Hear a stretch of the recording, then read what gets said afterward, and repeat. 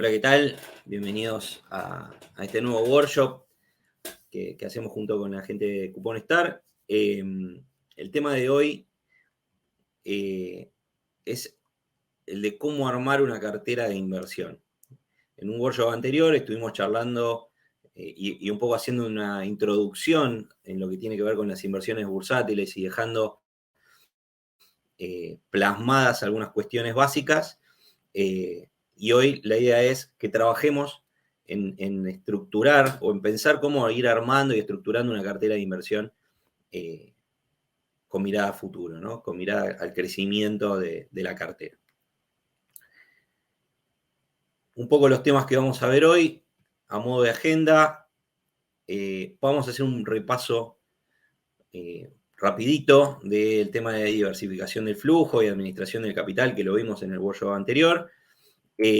Vamos a estar hablando del triángulo de las inversiones y después nos vamos a meter directamente en todo lo que tiene que ver con los perfiles de inversor que podemos llegar a tener y empezar a entender dónde nos podemos llegar a encuadrar como inversores, para después sí pensar en base a ese perfil de qué manera podemos estructurar nuestra cartera de inversión. En el workshop anterior habíamos visto la estructura ideal de cómo diversificar nuestro flujo de dinero, ¿no? Ese ingreso que nosotros tenemos, ya sea de nuestro trabajo en relación de dependencia o de nuestra actividad independiente, idealmente deberíamos poder vivir o tratar de vivir con el 70% de ese ingreso para poder destinar el otro 30% a todo lo que tiene que ver con, por un lado, el ahorro y la protección del plan financiero para todo lo que tiene que ver con objetivos de largo plazo, y destinar un 20% a todo lo que tiene que ver puntualmente con lo que es el tema que nos trata hoy, que es armar una cartera de inversión para objetivos de corto y mediano plazo, ¿sí? Obviamente, cuando hablamos de administración de capital, hablamos de administrar el capital en función de objetivos, ¿sí? Eso es muy importante. La clave de todo, y lo repito prácticamente en cada uno de los workshops, es trabajar con objetivos claros. Cuando uno tiene un objetivo claro, tiene un norte, sabe hacia dónde ir y trabaja en consecuencia. Si no sabemos para dónde ir, es muy difícil que entendamos cuál es la cartera de inversión que se adapta a lo que nosotros necesitamos. Primero debemos definir esos objetivos. ¿Qué es lo que queremos hacer con el dinero para después empezar a trabajar en función de ellos? Esto también lo repasamos rápidamente porque lo vimos en un workshop anterior. Idealmente es importante contar con un fondo de reserva, que es el primer punto de contacto de nuestro capital que vamos a tener ante eventualidades que elegimos no tener protegida por algún otro instrumento financiero, ¿no? Entonces, el ejemplo típico es se rompió algo en casa o le pasó algo al auto, ¿no? Esas eventualidades pequeñas que aparecen, vamos a ir a ese fondo de reserva a buscar algo de capital y la idea obviamente después es reponer ese capital que sacamos del fondo de reserva. Otra cosa que podemos tener como objetivos tiene que ver con las coberturas, ¿no? Cubrirnos de las variables del mercado. Hoy en el mercado argentino puntualmente tenemos dos grandes variables que son la devaluación, por un lado, del tipo de cambio versus el dólar, y la inflación, ¿no? El índice IPC que nos mide la inflación, y cómo nos podemos proteger a través de nuestra estrategia de inversión, nuestra cartera de inversión, de esas variables de mercado. Después sí vamos a empezar a trabajar para objetivos específicos, ¿no? Para estos grandes objetivos o objetivos un poco más ambiciosos, que ya no son de tener una reserva o de cubrirnos ciertas variables de mercado y proteger nuestro capital, sino de acumular capital o que nuestro capital desarrolle y crezca para alcanzar objetivos desde poder hacer un viaje o tomarnos unas vacaciones, como comprar un auto, o hasta empezar a prepararnos para grandes capitales como pueden ser la compra de una casa o el retiro, ¿no? Este gran momento de la vida donde dejamos de generar dinero y necesitamos de capital. Y una vez que tenemos esa estructura financiera armada, vamos a poder empezar a pensar en destinar algo de capital a la toma de riesgo. Cuando hablamos de toma de riesgo, está bueno repasarlo esto, no hablamos de arriesgarnos a perder el dinero, ¿no? Siempre la toma de riesgo tiene que ser una toma de riesgo controlada, una toma de riesgo que nosotros somos conscientes del riesgo que estamos tomando y tratamos de minimizarlo con ciertos componentes dentro de la cartera o con ciertas estrategias. Y cuando estamos tomando riesgo, obviamente lo que estamos buscando es una rentabilidad adicional o extra, que es el repago de la toma de riesgo, ¿no? Lo que nosotros esperamos que ese capital rinda como compensación a esa toma de riesgo. Y ahí estamos hablando de riesgo, estamos hablando de una de las variables dentro de lo que tiene que ver con el triángulo de las inversiones, que básicamente se componen de la seguridad o el riesgo de las inversiones que estamos haciendo, de la rentabilidad. Estas son dos variables que necesariamente tienen que ir de la mano. Si yo tomo mucho riesgo, tengo que esperar mucha rentabilidad. Si no estoy esperando mucha rentabilidad, estoy tomando un riesgo innecesario, ¿sí? Y hay algo que está bueno en este juego de seguridad y rentabilidad, tener en cuenta, que es: no existen altas rentabilidades seguras. Entonces, cuando vemos en el mercado ciertas publicidades o ofrecimientos de ganar un 10% mensual en dólares en esta inversión hipersegura, eso no existe.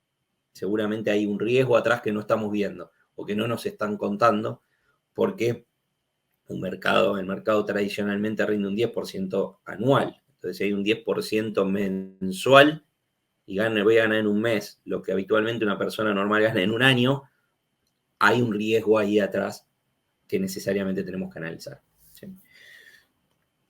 Y a estas dos variables básicas le agregamos la variable de la liquidez, ¿sí? Muchas veces sacrificamos liquidez para ganar rentabilidad o sacrificamos liquidez para ganar en seguridad.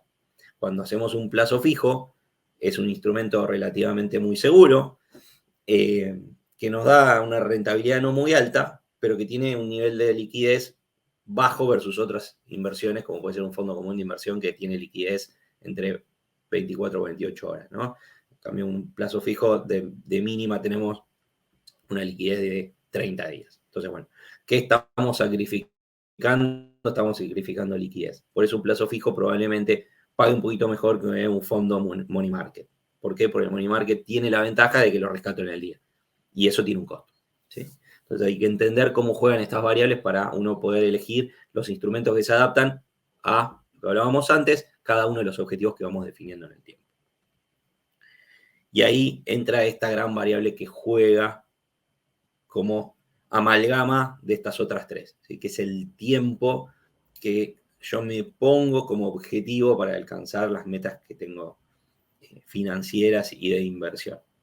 Entonces, muchas veces el tiempo me ayuda a que quizás la liquidez no es tan importante porque tengo tiempo por delante para el cumplimiento del objetivo, o el tiempo me permite subirme a la tendencia de mercado, entonces me hace que la inversión a priori riesgosa no lo sea tanto, o incluso muchas veces el tiempo me juega a favor para, por ejemplo, trabajar con el interés compuesto y hacer que la rentabilidad de un instrumento sea cada vez mayor.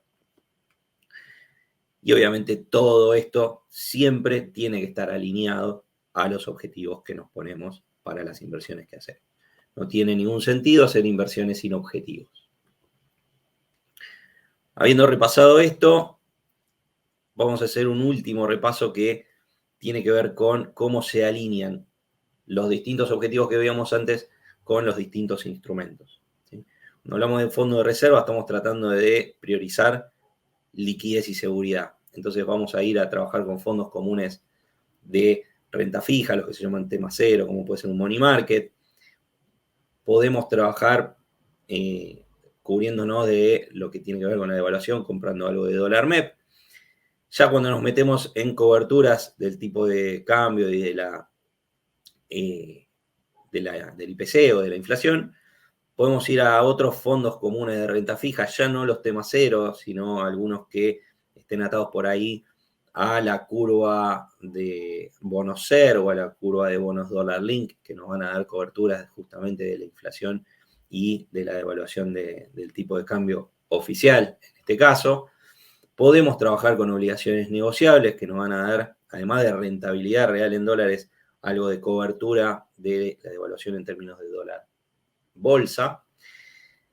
Y ya cuando nos empezamos a meter con objetivos más específicos, podemos seguir trabajando con algo de fondos comunes de renta fija, agregarle algo de renta variable cuando empezamos a tener algo más de tiempo.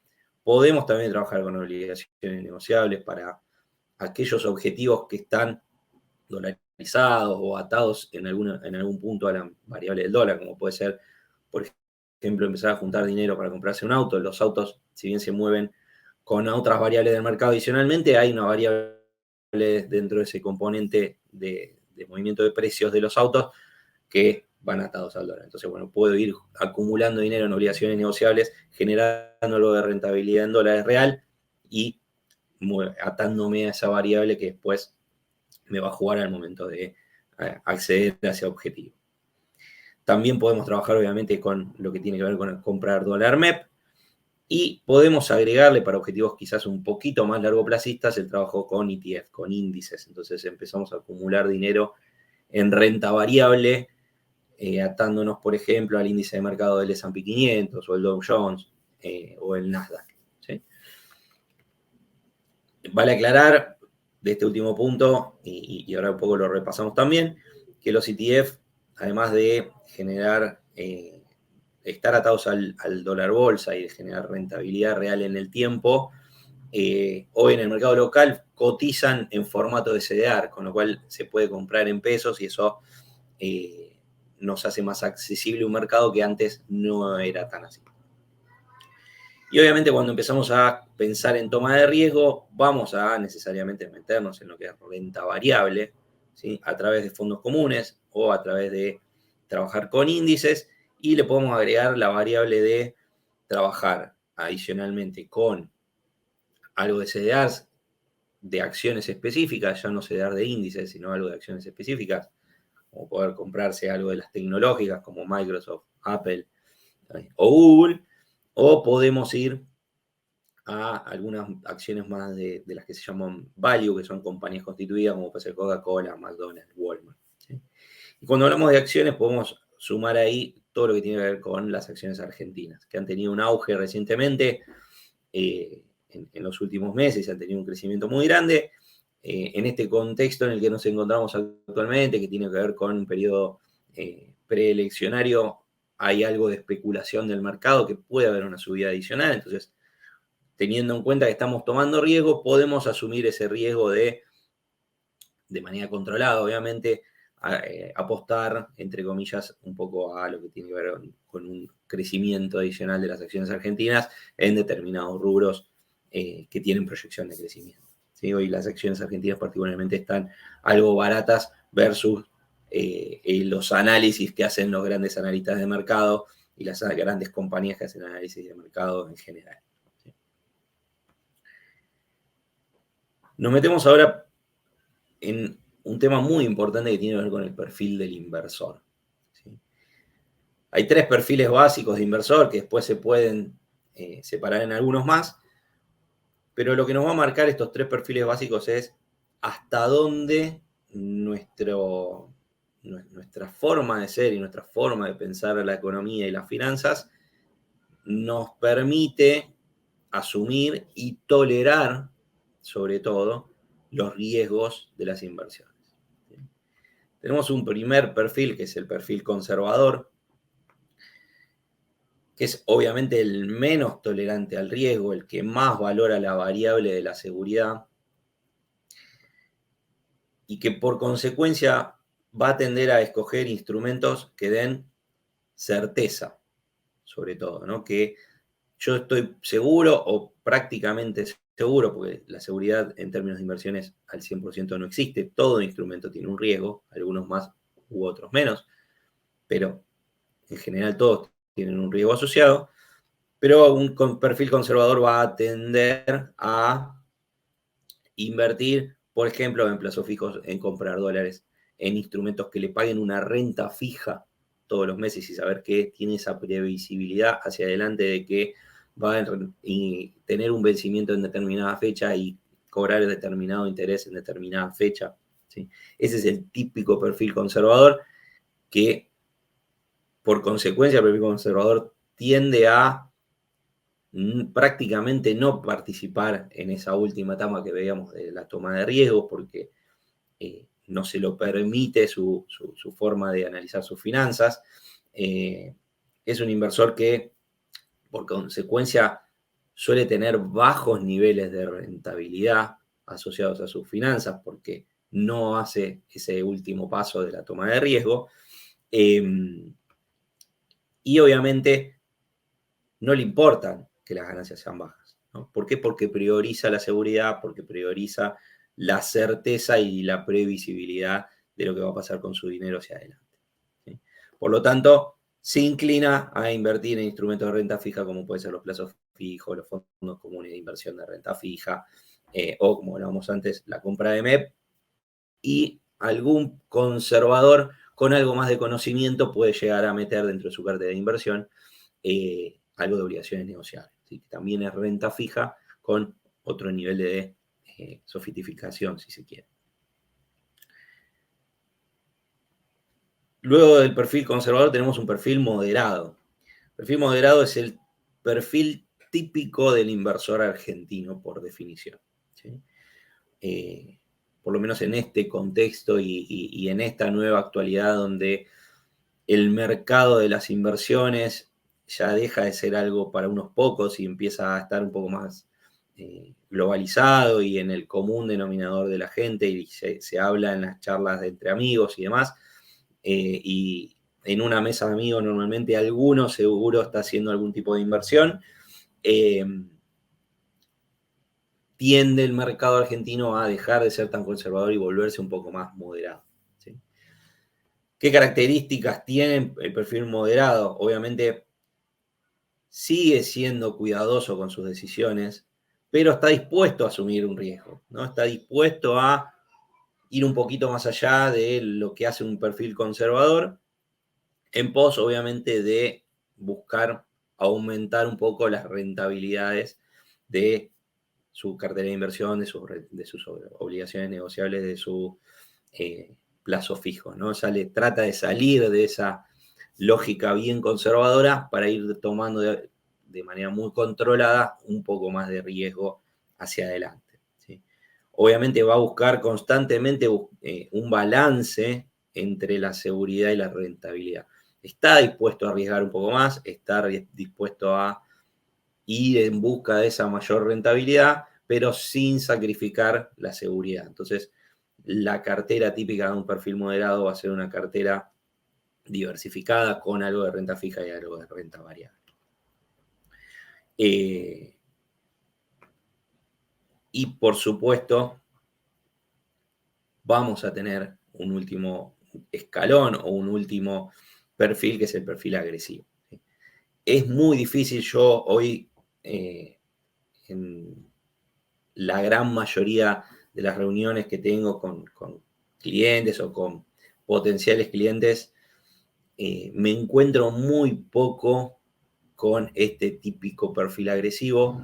Aquel que se cree agresivo normalmente es un moderado con una toma de riesgo un poquito mayor de lo habitual, pero es muy difícil encontrar un perfil netamente agresivo, por lo menos en el contexto argentino en general, ¿sí?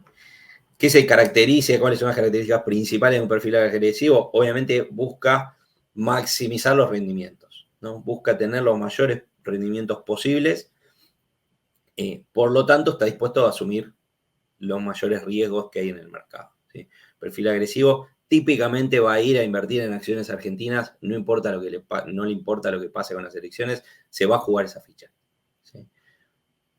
Le puede ir bien, le puede ir mal, pero está dispuesto a que le vaya mal en pos de tener los grandes rendimientos. Obviamente va a optar por instrumentos que le prometen las ganancias más elevadas, ¿sí? Perfil agresivo corre muchos riesgos y ahí es donde necesita entender, y muchas veces ahí es donde está la gran oportunidad de mejora en términos de perfiles agresivos, es muy importante entender el riesgo que se está tomando, ¿no? Los riesgos, por más que uno tenga un perfil agresivo, el riesgo tiene que ser un riesgo controlado, buscando maximizar las ganancias y minimizando las pérdidas, ¿no? Entonces, el típico perfil agresivo que no está bien asesorado es el que termina cayendo muchas veces en estafas o en los famosos esquemas Ponzi, piramidales y demás, porque se ve maravillado, se ve nubilado muchas veces por estas extraordinarias promesas de rentabilidades, y ahí es donde hay que llevarlo un poco al control de esa toma de riesgo, ¿sí? ¿Está mal ser agresivo? Claramente no está mal ser agresivo. Todas las carteras de inversión tienen que tener algo de este perfil agresivo para generar rentabilidades mayores. Si uno es moderado, debería tender un poquito más a ser un poco más agresivo a veces para poder aprovechar oportunidades de mercado que normalmente el moderado a veces las ve pasar, ¿no? Por justamente no dar este paso adicional. Obviamente el perfil agresivo va a tener un portfolio con una gran predominancia de instrumentos de renta variable. No le va a importar tener una cartera de un 90% de acciones o un 95% de acciones. Es muy típico el perfil agresivo que tenga 100% de renta variable, ¿sí? Y no está mal porque la renta variable siempre paga más, ¿sí? Lo que hay que agregarle a esta variable, sobre todo, es la variable del tiempo, ¿no? Esto que veíamos antes en el triángulo, que amalgama seguridad, riesgo y liquidez. ¿Cómo lo amalgamamos todo eso? Dándole tiempo a una cartera de inversión bien diversificada, ¿sí? Y habiendo repasado estos perfiles, es importante que uno haga este análisis, que uno se piense dentro de estos perfiles, se ubique dentro de estos perfiles, porque eso va a determinar después qué instrumentos se adaptan para mí y cuáles no. Si yo tengo un perfil netamente conservador y porque alguien me contó, me sugirió, voy a invertir en acciones argentinas y a las acciones argentinas no les va bien, me voy a sentir muy frustrado, me voy a sentir casi traicionado por el mercado, ¿no? Esta sensación de, oh, el mercado me engañó. Y la realidad es que no, el mercado funciona así, a veces nos va bien, a veces nos va mal. Tratamos de que sean mayores las veces que nos va bien que las que nos va mal. Tratamos de que las veces que nos va mal tengamos una pérdida controlada y cuando tenemos momentos que nos va bien, maximizar esos momentos óptimos, ¿no? Pero si tenemos un perfil conservador, no podemos o no deberíamos ir hacia aquellas inversiones de renta variable de alto riesgo. Y eso es muy importante para uno sentirse cómodo y sentirse a gusto con lo que va haciendo en el trabajo de su capital. Vamos a hacer un repaso rápido de los instrumentos más básicos, ¿sí? Hay otros adicionales, pero vamos a repasar los más básicos. Vamos a tener plazo fijo, las cauciones, que son una especie de plazo fijo bien cortoplacista. Obviamente la compra de dólar MEP, fondos comunes de inversión de renta fija, obligaciones negociables, que son deuda corporativa, deuda de empresas. Y cuando hablamos de fondos comunes de renta fija, los fondos comunes de renta fija invierten muchas veces o en su gran mayoría en todos los instrumentos que venimos hablando de manera independiente, ¿no? Hay fondos comunes de money market que invierten en plazos fijos, cauciones y cuentas a la vista. Quizás hay algunos fondos comunes de renta fija que invierten exclusivamente en obligaciones negociables. Otros que invierten exclusivamente en bonos y en letras. Algunos incluso que invierten solo en una parte de los bonos, de la curva de bonos, ¿sí? Todo esto siempre estamos hablando de distintos niveles o distintas estrategias de invertir dentro de lo que es la renta fija, ¿sí? Como le decía antes, perdón, las obligaciones negociables son deuda corporativa, empresas que se financian a través de comercializar su deuda en el mercado. ¿Sí? Y muchas veces hay que también saber diferenciar que estamos comprando una obligación negociable, que es una deuda, por ejemplo, de YPF, y que no es la acción de YPF la que estamos comprando, ¿no? Y no esperar que la obligación negociable de YPF funcione de la misma manera que funciona la acción. Una es instrumentos de renta fija, otra es instrumentos de renta variable. Después tenemos instrumentos de fondos comunes de inversión que tienen una renta mixta. ¿Qué quiere decir esta renta mixta? Quiere decir que están mezclando o mixando instrumentos de renta fija con instrumentos de renta variable. ¿Sí? Este es el instrumento típico para aquel que no quiere preocuparse por nada y tiene un perfil moderado, ¿no? Ahora vamos a ver igual cómo se adaptan esto a los distintos perfiles. Obviamente tenemos los fondos comunes de inversión que invierten exclusivamente en renta variable, con sus distintos niveles de renta variable, ¿sí? Distintos niveles de riesgo de esa renta variable. Muy importante cuando hablamos de fondos comunes de inversión, entender qué hay adentro. El fondo común de inversión es una torta y uno compra una porción de esa torta. Bueno, ¿qué hay adentro de la torta? ¿Qué ingredientes tiene esa torta, ¿no? Y es importante entenderlos porque no todos los fondos comunes de inversión de renta fija invierten en los mismos instrumentos de renta fija. No todos los instrumentos de renta variable están linealmente representados en fondos comunes de inversión de renta variable.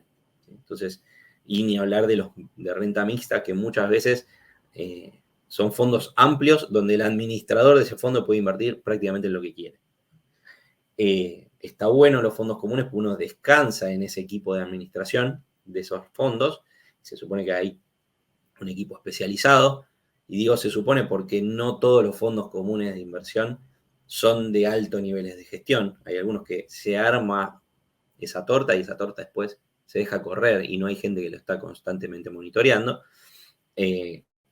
Versus otros fondos comunes que muchas veces sí están altamente monitoreados, altamente controlados y gestionados. ¿Sí? Y suelen ser mucho más rentables, obviamente, aquellos que tienen altos niveles de gestión, que los que obviamente no lo tienen, por supuesto, ¿no?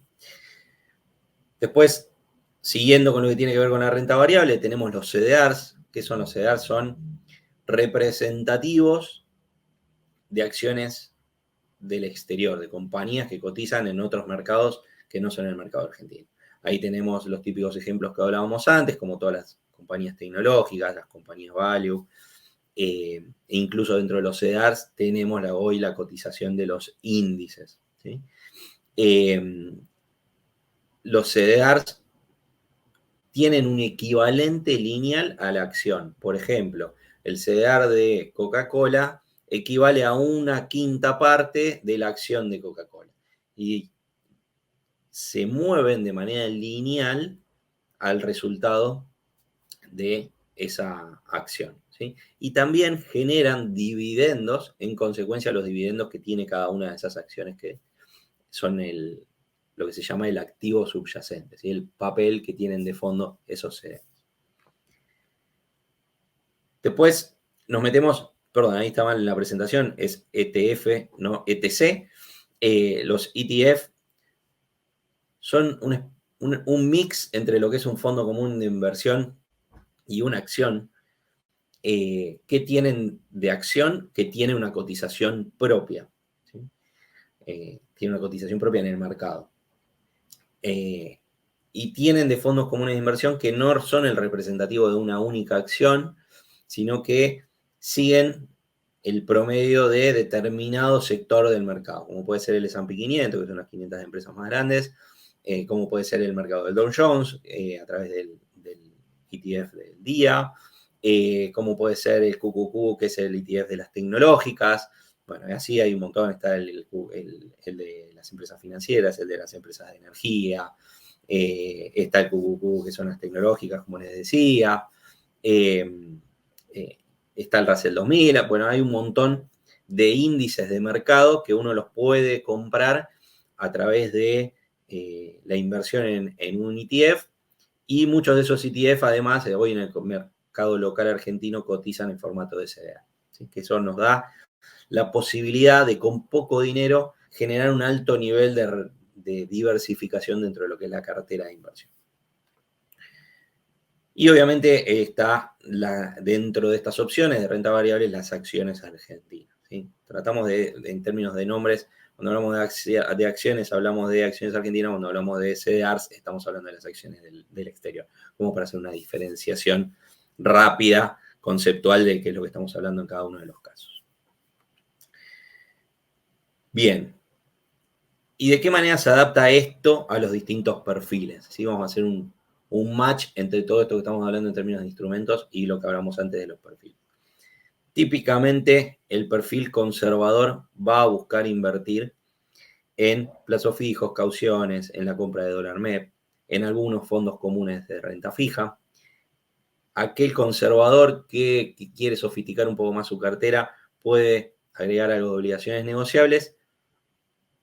Y me arriesgaría a decir que aquel que hoy mete dentro de su cartera de inversión, incluye dentro de su cartera de inversión bonos y letras del Tesoro Nacional, ya está tendiendo más a lo que es un perfil moderado y no tan conservador. Sobre todo por el riesgo que tienen asociados los distintos instrumentos de deuda pública argentina. Por consecuencia, el perfil moderado empieza ya a dejar de lado las típicas plazos fijos y cauciones, ya deja de pensar en simplemente comprar el MEP para tener el dólar físico y empieza a, en lugar de comprar dólar MEP, por ejemplo, comprar obligaciones negociables para, además de atarse a esa variable, generar rentabilidad. Trabaja con fondos comunes de renta fija para tener instrumentos de cobertura, como hablábamos antes, de las variables de mercado, empieza a tomar algo de riesgo dentro de lo que es la renta fija con los bonos y las letras, y se empieza a aventurar en la renta mixta y la renta variable a través de fondos comunes de inversión. ¿Sí? Un perfil moderado, tendiente, agresivo, puede llegar a agregar algo de CDRs en su cartera. Y obviamente el perfil agresivo es el que ya prácticamente no le interesa la renta fija porque no paga todo el interés o toda la rentabilidad que está buscando y va directamente a de mínima la renta mixta para ya desde entrada en su cartera de inversión tener algo de renta variable y de ahí empieza a escalar a los fondos comunes de renta variable, los CDR, las ETF y acciones. Se mete de lleno en todo lo que tiene que ver con renta variable y altos niveles de rentabilidad. Entonces, un poco para que hagamos este análisis de, bueno, dónde yo hoy me encuentro parado, dónde creo que estoy parado en términos de perfiles y qué instrumentos debería mirar con más detenimiento en base al perfil en el cual creo que estoy. ¿Sí? Este es un ejercicio muy de alto nivel, después hay matices, después hay grises en el medio y como les decía al principio, el perfil conservador tiene sus subniveles, el perfil moderado lo tiene también y el perfil agresivo los tiene también. Entonces hay que ver dónde realmente uno está cómodo y con qué cosas y con qué instrumentos está cómodo para el momento de sentarse a armar una cartera de inversión. Y muchas veces lo que pasa es que a medida que uno se empieza a empapar más de lo que tiene que ver con el mundo de las inversiones, empieza a tener más conocimientos, empieza a formar de a poquito, empieza a leer, le empieza a perder un poco el miedo, si se quiere, a determinados instrumentos que en principio ni los miraba y se empieza a animar a tomar algo más de riesgo y empieza a mutar de un perfil conservador a uno más moderado o de uno moderado a uno un poco más agresivo. Esto es un ejercicio, es algo que va pasando con el tiempo y lo importante es no quedarse paralizado e ir en constante evolución para ir diversificando, profesionalizando y optimizando la cartera de inversión a medida que va pasando el tiempo. ¿Sí? Como siempre, los invito a tener más información sobre todos estos temas, siguiéndome en mis redes, me me encuentran en TikTok, me encuentran en Instagram, me pueden encontrar también en mi canal de YouTube. Ahí tengo subidos los workshops anteriores a los que estuvimos haciendo referencia. Está bueno que aquel que no los vio los pueda repasar para ponerse a tono y después volver a repasar este último workshop. Y me pueden escribir, obviamente, directamente a mi WhatsApp. Todos los que estén viendo este workshop tienen la posibilidad de pedirme una charla personalizada de manera gratuita para ahondar en estos temas, darle más detalle y obviamente empezar a trabajar en el mundo de la planificación financiera, que nos lleva necesariamente a cumplir de una manera más rápida y más eficiente nuestros objetivos. Muchísimas gracias.